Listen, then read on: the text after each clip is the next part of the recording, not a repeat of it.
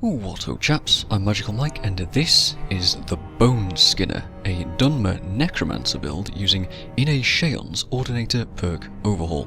This character build takes advantage of the heaviest of heavy armour whilst also keeping on theme, using the Dragonbone Ebon Steel set to stride confidently through the chaos of battle. What better way to protect yourself than with the undying bones of your fallen enemies? The Boneskinner is a master of a more traditional style of necromancy, opting instead to pillage various bones from unwilling sources instead of simply raising them like the common rabble does. She then uses those harvested materials to construct skeletal followers to do her bidding, providing both protection and a vanguard force to command in battle. The power of restoration magic is also turned on its head and used to corrupt, poison and disease to slowly yet inevitably end any threats that dare stand in her way, whilst causing terror throughout the enemy ranks with illusion spells. If you like the build, then be sure to click that like button and consider subscribing for more. Thanks. So the trees you'll be investing your perks in are primarily Restoration for damage, Conjuration for the skeletons, and Heavy Armour for defense. You'll also be looking at a deep investment into illusion magic to control the battlefield to your liking, and a minor dip into enchanting to widen your effectiveness with staffs, since you won't be using any traditional elemental destruction magic. Finally, as with any build, I'll recommend a dip into Speech for the Salesman perk, which will help you pay for a lot of gear, training and items, Alchemy for crafting some gold making potions, and Smithing in the late or early game for several armour options. For stat distribution, focus almost entirely on increasing your magicka early on, getting a higher base amount to use since heavy armour does tend to slow you down, and your regeneration too, and once you feel comfortable, start building health to the same level, balancing your investment. The more base magicka you have, the greater number of skeleton allies you can summon. Trust in that heavy armour and those skeletal creations to keep you upright. This character is going to divide her time between corrupting enemies with damage over time restoration diseases, sitting back and watching her bodyguards do her bidding, fearing and paralysing enemies, and rallying and otherwise buffing the skeletons with the power of the master spell. And if all else fails, she can rely on her collection of staffs to toss out other damaging effects or even assume direct control of a minion. The playstyle itself can be adapted on the fly for any situation it meets. You can stay back and watch your enemies fall to the dead tide, or take a leading role with direct intervention.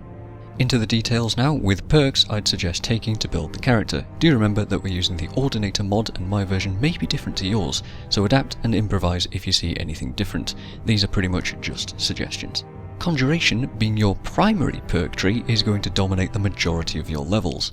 Early on, you'll need to take the Bone Collector perk to begin building up a full set of bones. You need to collect 11 different bones in order to summon a skeleton warrior, those being a skull, a ribcage, hip bone, left arm, leg and hand and foot, and a right arm, leg, hand and foot.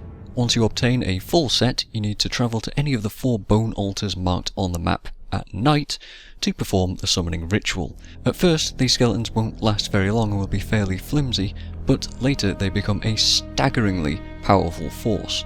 The Dead Tide perk will allow you to control multiple skeletons based on your maximum magicka. I suggest trying to keep a low number of skeletons alive, but that is completely up to you. Reap and Sow will make your skeletons last literal real-time hours and ease your harvesting. Barrow Lord will enable you to hide your skeletons, which makes moving in tight spaces much easier, as well as bolstering their defense.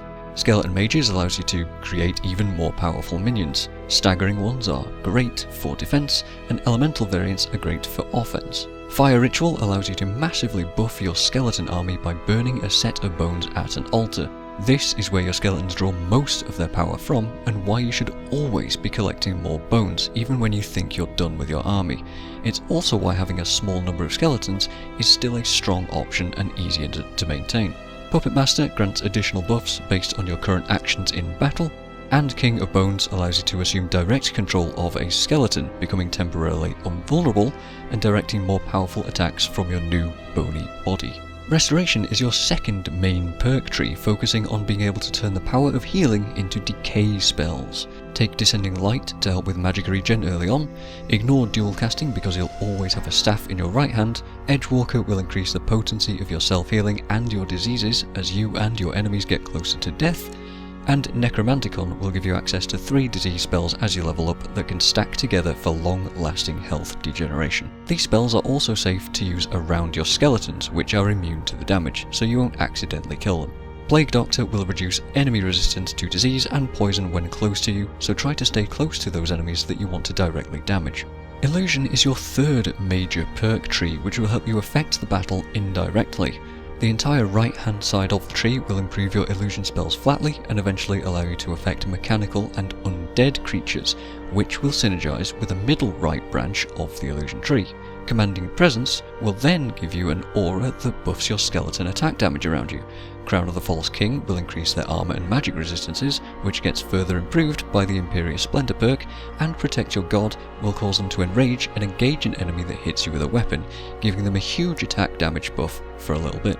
The middle left branch of the tree is a long investment, but eventually Terror and Soul Crusher will allow you to fear just about any potential threat. Soul Crusher will also absorb magicka from any close-by enemy quite rapidly, so a quick paralysis spell will create a sort of ad hoc magicka battery for you to leech from. For minor perks, enchanting is worth investing in too. Staff Channeler will make staff charges last longer, Secret Keeper will make spells 25% more effective, Staff Recharge will automatically replenish charge levels as long as you don't unequip the staff, and Attunement will make all armor and staff enchantments more effective. This tree is purely to enable a more liberal use of staffs, granting you access to a wider variety of spell effects, just in case something happens to be immune to disease. And finally we have Heavy Armor. Take a rank of Mastery early on to gain XP faster, then move towards Battle Weary and Born to Fight, which reduces the movement speed penalty that you'll be suffering through for quite a while. Heavy Armor Fit and then Face of Death allow you to wear a circlet instead of a helmet, which can be enchanted with stronger effects, but is also entirely optional. I am using a set of Falmer Horns just for the aesthetics here. The last suggestion I have is Bedrock, which can prevent stagger from power attacks. After all, you'll be up close and personal with a lot of angry, weapon-swinging people, so why not take it?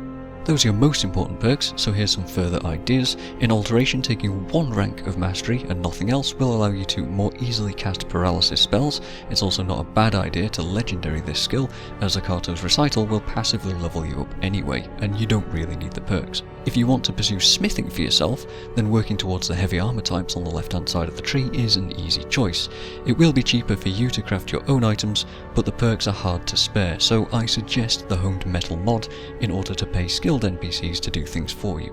Finally, as with many builds, I'll also suggest that small investment into speech. Having the Salesman perk can make selling loot infinitely simpler and enables selling to some trainers as well, which helps when trying to offload a boatload of expensive potions that you've just crafted. And speaking of which, perhaps you might want to invest in alchemy instead of smithing. The stronger your potions, the more they're worth, and alchemy is always my main method of making gold when I play Skyrim. If you have alchemy effectiveness gear, you'll be laughing all the way to the bank, if Skyrim had banks. After all of that, there's still some other details to talk about. My standing stones are simply vanilla, so the Atronach is an obvious choice for endgame, but the Apprentice, the Mage or the Lover are good for leveling. If you're using the Andromeda mod, the Ritual is a fun choice for ghostly allies, and the Steed's Bag of Holding Power can bear the burden of your increasing bone collection for you. Something to think about.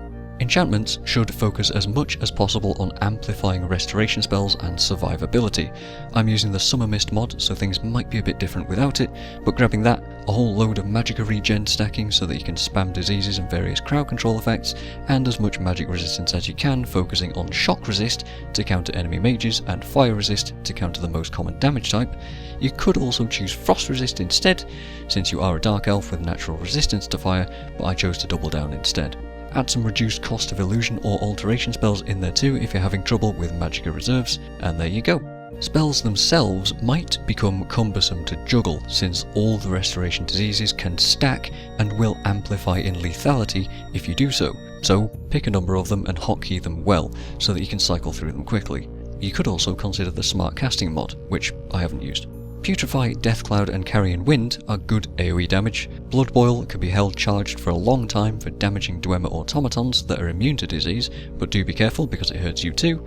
Decompose will heal your allies that are swarming the target. Horrid Wilting will add even more damage over time, and Ruin is a very strong debuff that makes enemy skills a lot less effective, making those Deathlords and Overlords not quite so terrifying. In Conjuration, Power of the Master can allow you to cast Ebony Flesh or any other self-buff on your skeletons, so grab that for boss fights. You'll also be able to heal them with restoration spells, and even give them elemental cloaks to further boost their damage. And in Alteration and Illusion, you'll also want to keep an eye out for Paralyze, Fear and Rally spells for plenty of crowd control. Combo a Fear and a Paralyze on an enemy to create a Magicka source, or simply get rid of threatening creatures. Rally spells can spur your skeletal vanguard into action and give them an extra edge in battle. It can also stop those feared enemies from escaping, if you happen to need that ability. Akato's Recital is an incredible spell to pick up early as well. Attune your best flesh spell to it as you level, maybe Muffle for some free illusion levels, and perhaps a restoration buff like Tree Rings, or maybe even Soul Cloak to gain all of those effects whenever you enter combat.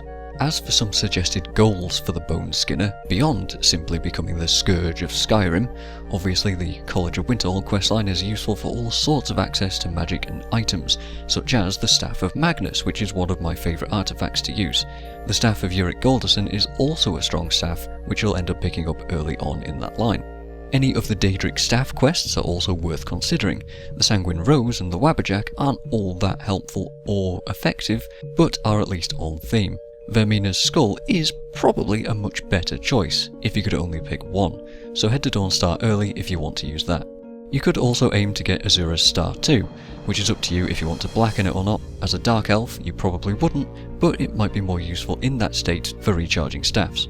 The Dragon Priest masks are also useful artifacts that can be collected. There's a number of heavy variants that you could use. Evnerak, Nakarin, Otar and Vokan are strong items. The main quest is required for Nakarin, and in turn you could also collect all of them for Konarik, which is also quite a long-term goal for you to go for. So it's safe to say that you're going to have plenty of things to do while you're playing the Boneskinner. Early game is quite a struggle, having no access to any preferred way of damaging enemies. Don't feel bad about using regular conjured creatures for a while to improve your skills, and try to train restoration until you can pick the Necromanticon perk for some damage spells. Enchanting and heavy armor are both good to get quite early for further XP gains, and make sure to keep any staffs that you might find so that you can make use of them. Later you'll want to train destruction magic as often as possible so that those staffs gain more charges too. Do remember to make good use of a follower early on, and illusion spells to buff them while you collect bones and build up your potential army in waiting, and then as soon as you can make a couple of skeletons, ditch the meat bag. At later levels, when you have the Fire Ritual perk, crush those old skeletons to reclaim their bones, summon new ones, and then buff them as much as possible with the Fire Ritual perk. Commanding hugely powerful skeletons as soon as possible is key to this build.